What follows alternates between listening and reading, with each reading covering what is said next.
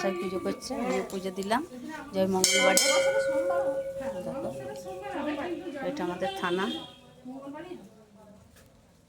মা খুব জাগ্রত।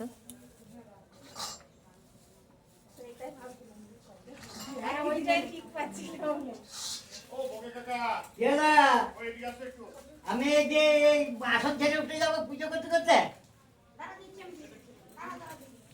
আসন ছেড়ে উঠতে গেলে হবে বল না রে, আসন ছেড়ে উঠতে গেলে হবে না, নইলে তো আমি যেতাম। যেখানে ওই প্রসাদের ইয়ে আছে।